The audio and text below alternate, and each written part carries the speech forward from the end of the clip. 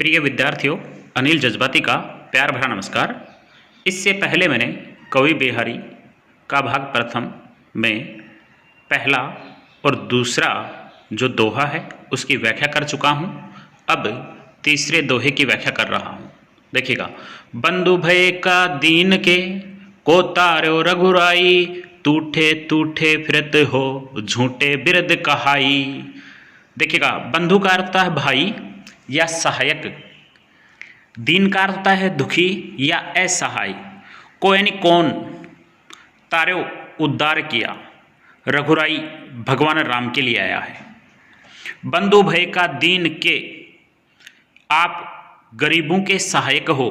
हे ईश्वर, हे रघुपति, आप दीन बंधु कहलाते हो, गरीबों के सहायक हो। रघुराई, हे ईश्वर, हे भगवान, लेकिन आपने कभी भी दीन जो गरीब व्यक्ति हैं उनका या उनकी आपने सहायता नहीं की है। आप दीनबंधु कहलाते हो, रघुपति कहलाते हो, लेकिन आपने कभी भी गरीब व्यक्तियों की सहायता नहीं की है। उसके टूठे टूठे फिरत हो, टूठे टूठे का अर्थ होता है यानी प्रसन्न हो करके, बड़े संतुष्ट हो करके फिरते रहते हो, घूमते रहते हो। झूठे बिरध होता है प्रशंसा का है यानी कहलाते हो। आप तो प्रसन्न हो करके, खुश हो करके घूमते रहते हो और फालतू में ही लोगों से अपनी प्रशंसा करवाते रहते हो। सच्चाई तो यह है कि कभी भी आपने किसी गरीब व्यक्ति की सहायता नहीं की है और आप अपने मन के अंदर ही प्रसन्न हो करके घूमते रहते हैं। आप खुद ही प्रशंसा, अपनी प्रशंसा करते हैं, बल्कि आपने कभी भी किसी की सहायता नहीं की है। यहां पर देखिए, टूठे टूठे जो शब्द है उसमें पुनरुक्ति प्रकाश अलंकार का प्रयोग किया गया है। उसमें और भी देखें तो जैसे प्रश्न अलंकार का, देखो, बंधु भय दीन के यानी क्या, दीन के यानी क्या, यानी प्रश्न अलंकार का प्रयोग किया गया है और वक्रोक्ति अलंकार का प्रयोग भी किया गया है। काकू वक्रोक्ति अलंकार है क्योंकि यहां पर बात कही गई है लेकिन उसी बात के माध्यम से दूसरा अर्थ भी दिया गया है। यानी आप गरीबों की सहायता भी नहीं करते हैं और आप प्रसन्न हो करके, खुश हो करके घूमते रहते हैं। अपने या अपनी बड़ाई आप खुद ही करवाते हैं, किसी की आप सहायता नहीं करते हैं परंतु आप अपनी बड़ाई खुद ही करते हैं। आगे देखिए, कब को टेर तू दीन रट, होत न श्याम सहाई। कब को टेर तू दीन रट, होत न श्याम सहाई। तुम ही लागत जगत गुरु, जग नायक जग बाई। देखिएगा, टेर तो यानी पुकारता हूं, दीन रट दीनता भरी वाणी में, टेर तो यानी पुकारता हूं, दीन रट का अर्थ है दीनता भरी वाणी में। श्याम श्री कृष्ण, सहाय यानी सहायता की। हे ईश्वर, आपको मैं कब से दीनता भरी हुई वाणी में पुकार रहा हूं। हे ईश्वर, कब से मैं आपको दीनता भरी वाणी में पुकार रहा हूं। होत न श्याम सहाई, लेकिन हे ईश्वर आप मेरी सहाय यानी सहायता नहीं करते हैं। हे ईश्वर, मैं कब से आपको दीनता भरी वाणी में पुकार रहा हूं लेकिन आप मेरी सहायता नहीं करते हैं। तुम ही लागी जगत गुरु, तुम ही लागी जगत गुरु, तुम ही यानी आपको जगत गुरु का अर्थ होगा सारे जगत के पूज्य, जगनायक जगत के मार्गदर्शक, जगनायक का अर्थ होगा जगत के मार्गदर्शक, जगबाई संसार की हवा। हे ईश्वर, आपको तो ऐसे लगता है जैसे आप इस संसार की जगत गुरु हो, इस संसार के पूज्य हो, आपको तो सांसारिक हवा लग गई है।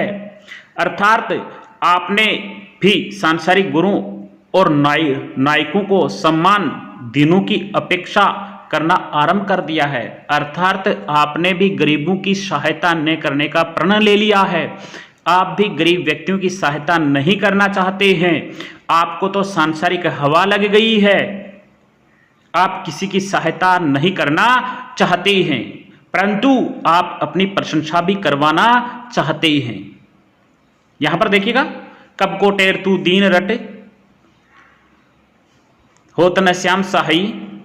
यहां देखें तो कथन शैली है, व्यंग्यपूर्ण शैली है, भाषा ब्रज भाषा है, आपको पता ही है। अनुप्रास अलंकार का प्रयोग भी किया गया है। कब को टेर तू दीन रटे, होत न श्याम साही, तुम्ही लागत जगत गुरु, जगनायक जगबाई। यहां पर अनुप्रास अलंकार का बाई, बाई का अर्थ होता है हवा, हवा लग गई है। आगे देखिए, या अनुरागी चित्त की गति समझे नहीं कोई, ज्यों ज्यों बोड़े श्याम रंग त्यों त्यों उज्जवल होय। या अनुरागी चित्त की गति न समझे कोई, ज्यों ज्यों बोड़े श्याम रंग त्यों त्यों उज्जवल होय। यहां पर देखिएगा, अनुरागी प्रेम, चित्त मन, चित्त का अर्थ हुआ मन, गति स्वभाव व्यवहार, स्वभाव या व्यवहार। उसके बाद में होता है समुझे, समझ पाना, कोई, कोई भी, ज्यों ज्यों, जैसे जैसे, बूढ़े डूबता है, श्याम रंग काले रंग में, श्री कृष्ण के प्रेम में, त्यों त्यों उतना ही, उजलू उज्जवल, शवच हो यानी होता जाता है। देखिएगा यहां पर क्या बताया गया है, इसमें 3 प्रकार के अलंकार हैं, विरोधाभास, उदाहरण अलंकार और सलेश अलंकार। तीनों अलंकारों का प्रयोग किया गया है। देखिएगा, या अनुरागी चित्त की गति समझे नहीं कोई, ज्यों ज्यों बोड़े श्याम रंग त्यों त्यों उज्जवल होय। चित्त का अर्थ होता है मन, यानी मेरा जो मन है उस मन के हृदय की गति को कोई समझ नहीं पाता है। मेरा मन है, उस मन के या मेरे हृदय की जो गति है उस गति को कोई भी समझ नहीं पाता है, मेरे मन की गति को कोई समझ नहीं पाता है। ज्यों ज्यों बूढ़े श्याम रंग, जैसे जैसे, बूढ़े यानी डूबता है, श्याम रंग जैसे जैसे यह काले रंग में डूबता है, त्यों त्यों वैसे वैसे ही उजलू शवच होता जाता है।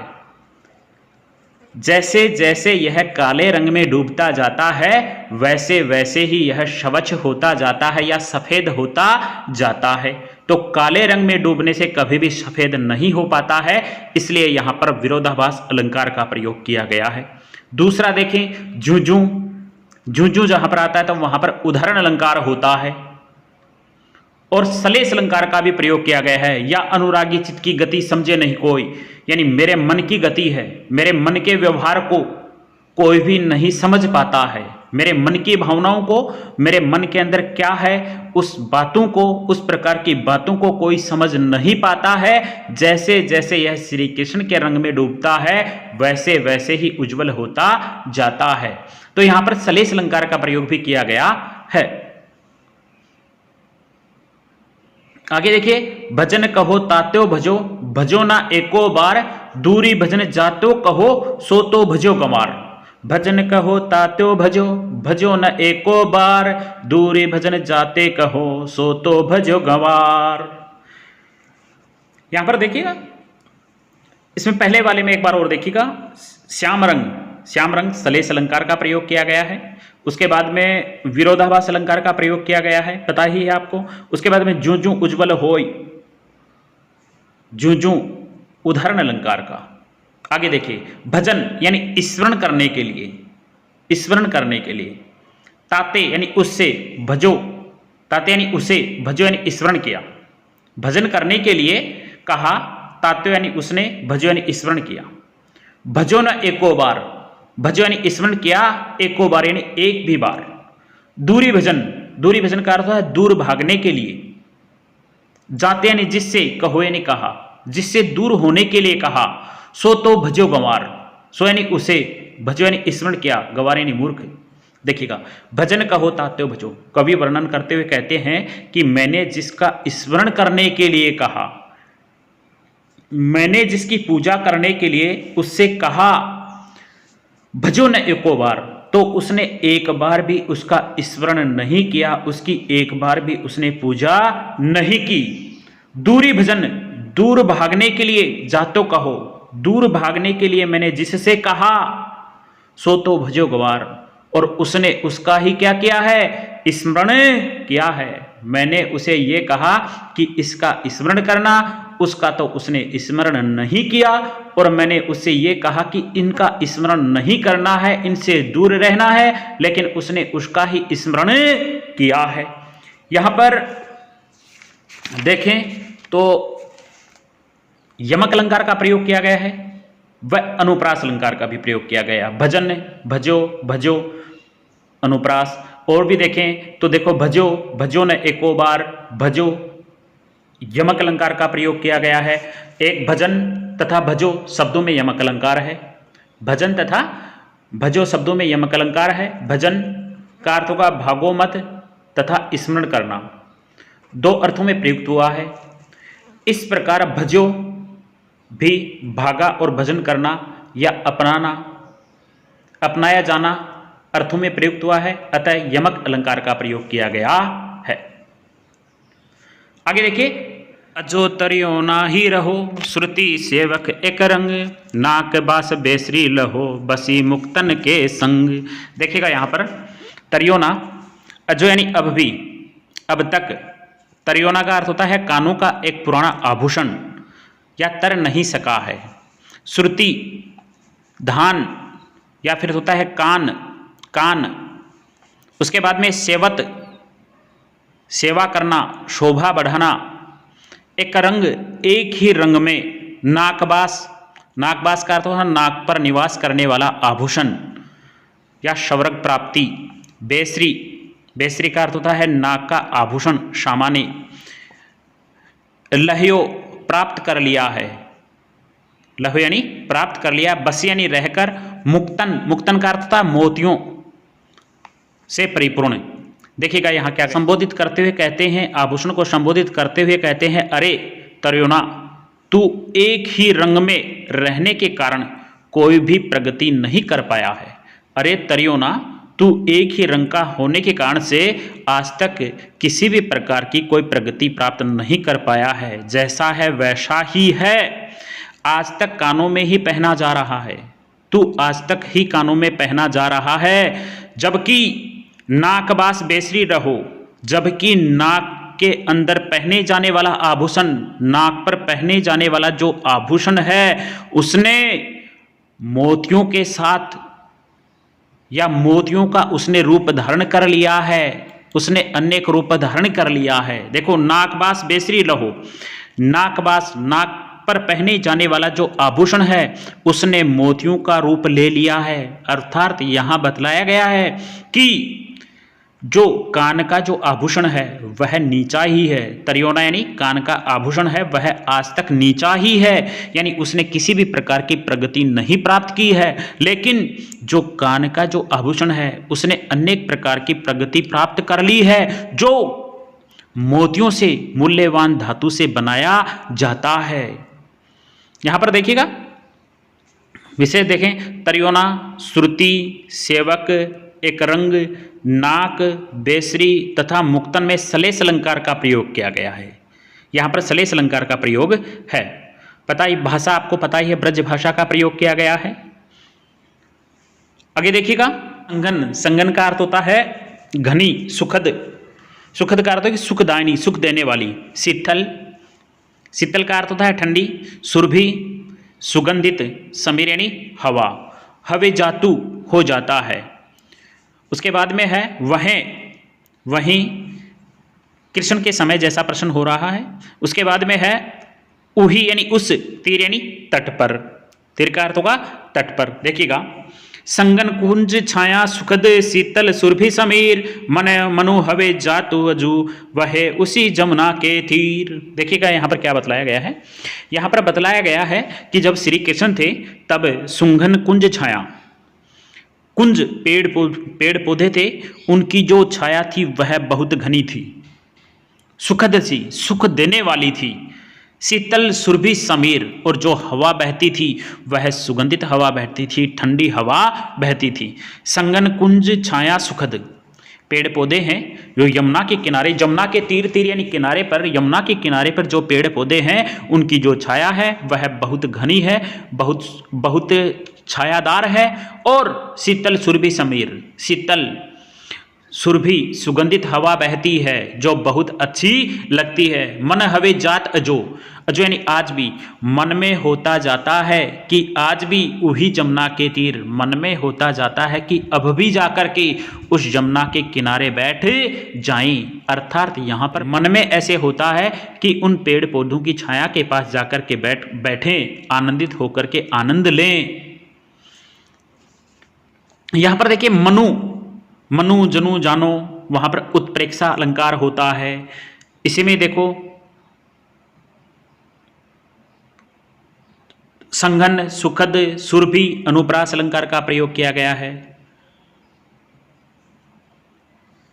आगे देखिए सोहत ओढ़े पीत पटु, सोहत ओढ़े पीत पटु, श्याम सलोने गात, मनु नीलमणि सेल पर, आतप पर्यो पर भात।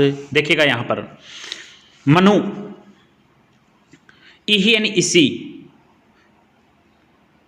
देखिएगा सोहत यानी शोभा पाते हैं, सोहत यानी शोभा पाते हैं, ओढ़े यानी ओढ़कर, धारण करके, पहन करके, पीत पटु पीले वस्त्र, श्याम यानी श्री कृष्ण, सलोने लावण्य या आकर्षण, गात यानी शरीर, मनो यानी मानो, नीलमणि नीलम नामक रत्न, सेल यानी पर्वत पर, आतप का अर्थ है धूप, पर्यो यानी पड़ रही है, प्रभात का अर्थ प्रातःकालीन। देखिएगा सोहत ओढ़े पीत पटु, श्री कृष्ण ने, श्याम सलोने गात, गात यानी शरीर, श्री कृष्ण का जो शरीर है वह बहुत सुंदर है, श्री कृष्ण का जो शरीर है वह बहुत सुंदर है, आकर्षक है।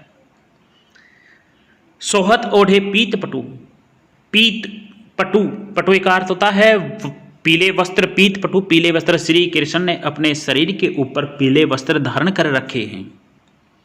और उनका जो श्याम सलोने का, उनका शरीर है वह बहुत ज़्यादा सुशोभित हो रहा है, सुंदर लग रहा है, क्योंकि उन्होंने पीले वस्त्र धारण कर रखे हैं। मनु नीलमणि सेन पर, मनु यानी मानो की, नीलम नामक जो सेल यानी पर्वत है, नीलम नामक जो पर्वत है, आतप पर्यो प्रभात, मानो कि कोई नीलम नामक कोई रत्न है, उस रत्न के ऊपर सूर्य की जो किरणें हैं वह गिर रही हैं, जिसके कारण वह चमक रहा है। और चमक के कारण से वह किसके समान लग रहा है? सोने के समान लग रहा है। या कवि कहना चाहता है कि श्री कृष्ण ने पीले वस्त्र धारण कर रखे हैं, उनके पीले वस्त्रों में श्री कृष्ण बहुत सुशोभित हो रहे हैं। उनको देखकर ऐसा प्रतीत हो रहा है जैसे सुबह सुबह की किरणें हैं वह किसी पहाड़ी के ऊपर, पर्वत के ऊपर, पहाड़ के ऊपर गिर रही हैं, जिसके कारण से वह पहाड़ सोने के समान प्रतीत हो रहा है, दिखाई दे रहा है। प्रिय विद्यार्थियों, आगे तीसरा भाग नेक्स्ट वीडियो में। Thank you.